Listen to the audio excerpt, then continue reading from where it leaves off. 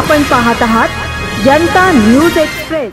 प्रहार जनशक्ती पक्षातर्फे संताजी धनाजी कार्यकर्ता सन्मान अभियान 2025 अंतर्गत 6 विविध पुरस्कार वितरण समारंभ रविवार एप्रिल 27 रोजी यशवंत चव्हाण प्रतिष्ठान हॉल चर्चगेट येथे पार पडणार आहे। राज्यभरातून प्रहार जनशक्ती पक्षाचे मजबूत संघटन उभे झालेले असल्याने या सन्मान सोहळ्याला चांगला प्रतिसाद मिळाला आहे। मागील 20 वर्षात प्रत्येक कार्यकर्त्याने घेतलेल्या अखंड मेहनतीमुळे हे शक्य झाले असून यात प्रत्येक कार्यकर्त्याचे योगदान खूप मोलाचे आहे।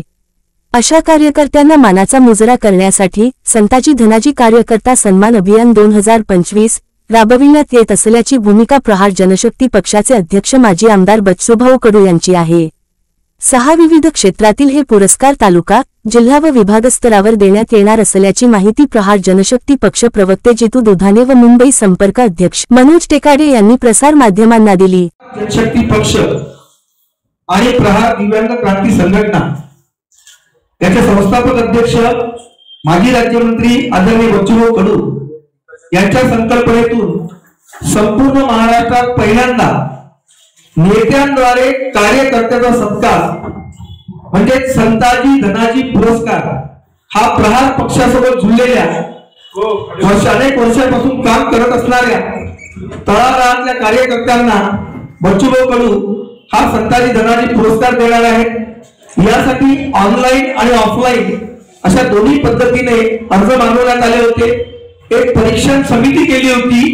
परीक्षण समितीमध्ये कुठलाही पदाधिकारी नव्हता, निपक्षपणे परीक्षण व्हावं यासाठी थर्ड पार्टी तटस्थ आपण समिती केली होती। समितीने सर्व अर्जांची छाननी केली। पूर्ण महाराष्ट्रामध्ये 9 ठिकाणी हा कार्यक्रम होतोय। मुंबई उपनगर, ठाणे, रायगड, नवी मुंबई, पालघर, रत्नागिरी, सिंधुदुर्ग या सर्व भागाचा कार्यक्रम स्वर्गीय यशवंतराव चव्हाण प्रतिष्ठान भवन, नरिमन पॉइंट, मंत्रालय मुंबई येथे रविवार दिनांक 27 एप्रिल रोजी दुपारी 3 वाजता आयोजित केलेला आहे। हा कार्यक्रम माननीय बच्चूभाऊ कडू यांच्या संकल्पनेतून त्यांच्याच नेतृत्वात होणार आहे।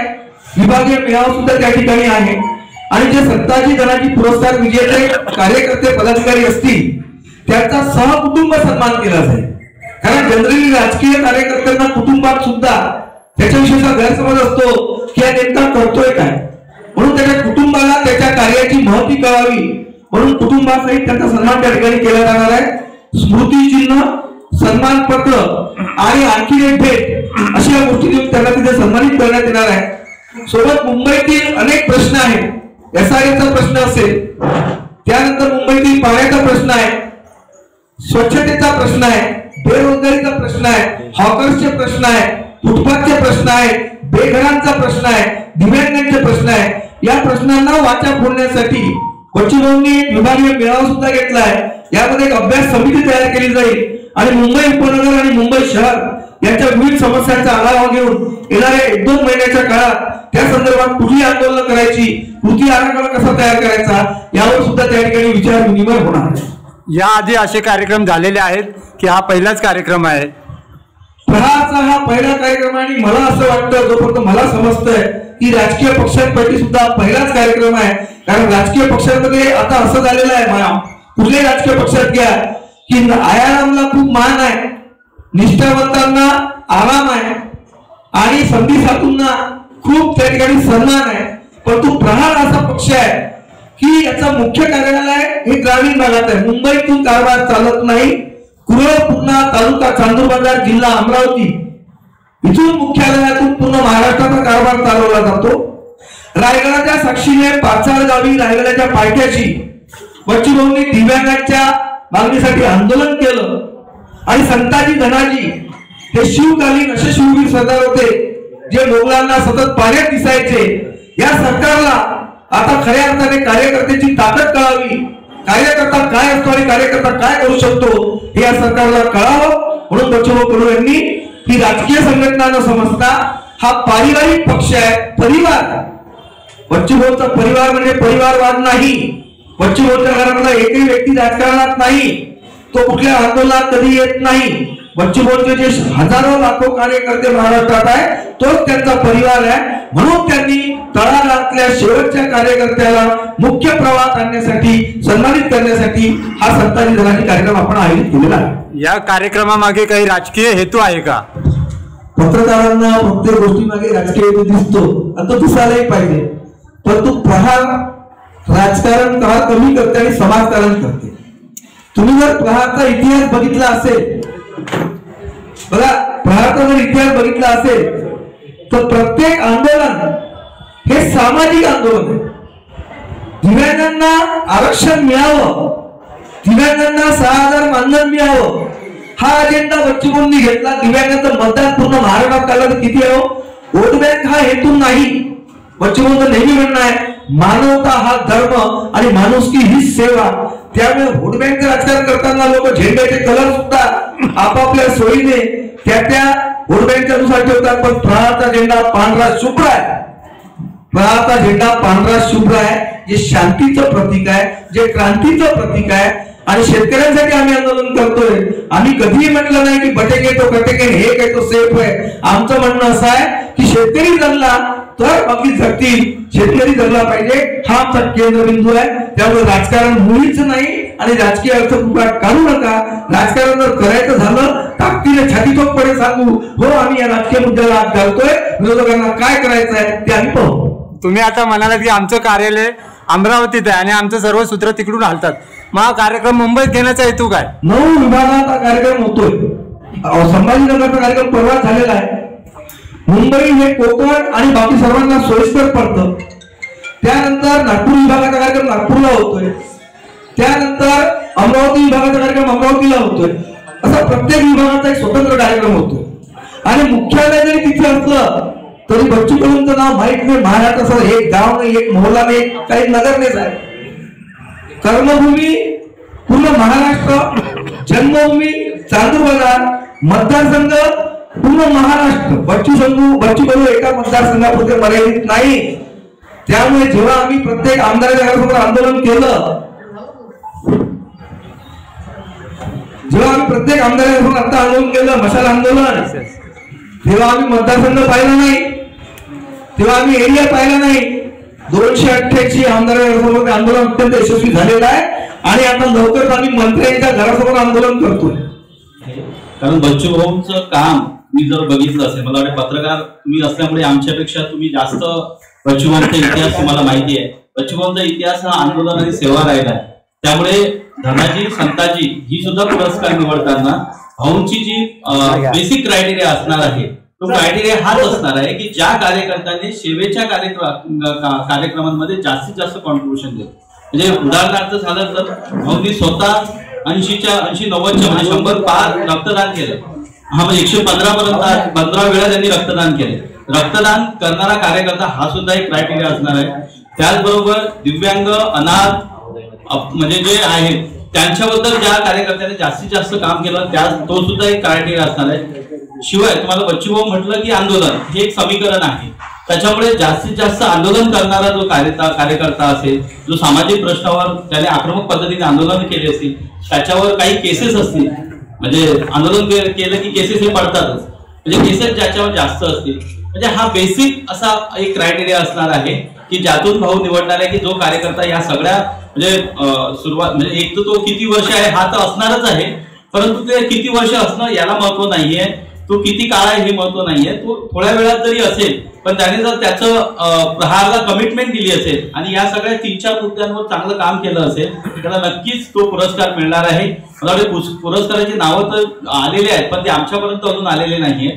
ते उद्याच जाहीर होणार आहेत आणि 27 तारखेला डायरेक्ट त्यांना देण्यात येणार आहे पुरस्कार. जसं यांनी प्रश्न विचारला पुरस्काराच्या कार्यक्रमामागे काही राजकारण आहे का? राजकारण नक्कीच नाही, पण यातून एक उद्देश हा आहे की एक पक्ष संघटना जेव्हा काम करत असते, आताच इलेक्शन होऊन गेल्या, लोकसभा झाल्या, विधानसभा झाले, इलेक्शन होऊन गेल्या, परंतु कार्यकर्ता जो आहे तो कार्यकर्ता कायम ऍक्टिव्ह राहिला पाहिजे. कार्यक्रमाला जे काही मरगळ आली असेल ती मरगळ कुठेतरी दूर झाली पाहिजे आणि कार्यकर्त्यांनाही काही नेत्यांसोबत बोलायचं असतं. या कार्यक्रमाच्या निमित्ताने मला वाटते तो सहवास कार्यकर्ता आणि नेत्यांचा होईल, संवाद होईल आणि त्या संवादातून पुढे पक्षाची भूमिका किंवा पक्षाच्या माध्यमातून काय अजून काय नवीन उपक्रम काय घेण्यात येतील किंवा असे कोणते आंदोलन आहे जे प्रस्थापित पार्टी त्या आंदोलनाला हात लावत नाही, त्या आंदोलनांना त्या विषयांना हात या पुरस्कार कार्यक्रमानंतर मला वाटते ती रूपरेषा पक्षाची असणार आहे. आणि त्या दिवशी मुंबईसाठी बच्चूभाऊ कडूंच्या भाषणामध्ये ती रूपरेषा येणार आहे. मला वाटते आवर्जून त्यामुळे जास्तीत जास्त पत्रकारांनी त्या दिवशी उपस्थित राहायला हवं.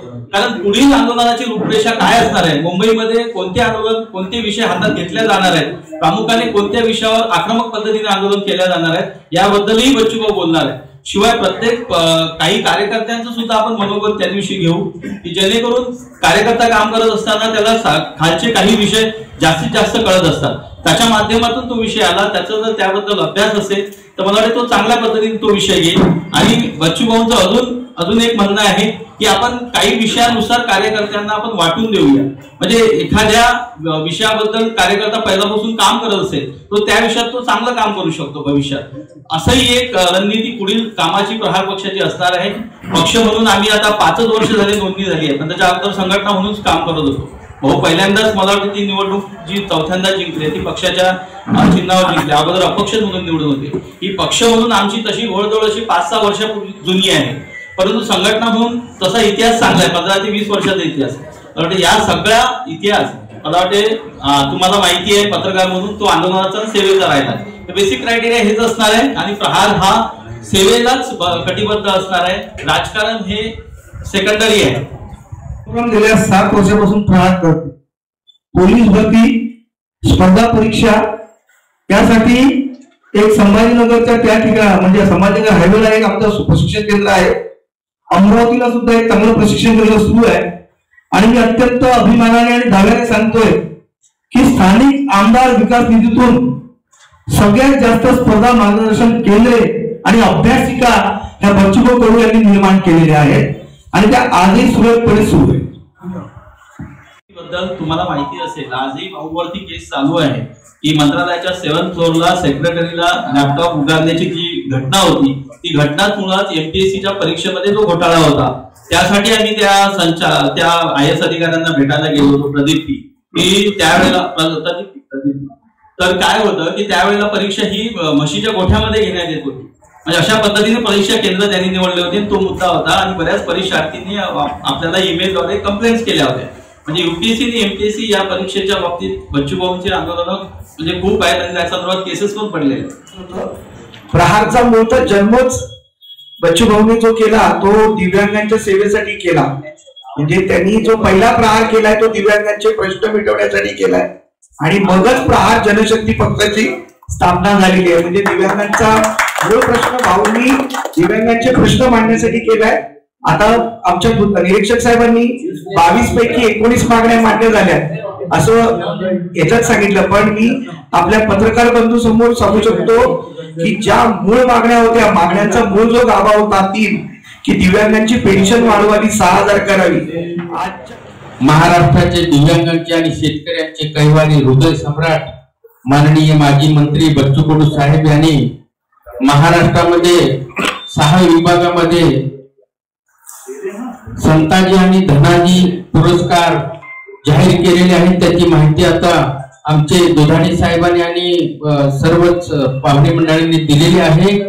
या कार्यक्रमाला आल्याबद्दल आपले मी प्रहार जनशक्ती पक्ष आणि प्रहार दिव्यांग क्रांतीच्या वतीने मी सर्वांचं अभिनंदन करतो. धन्यवाद.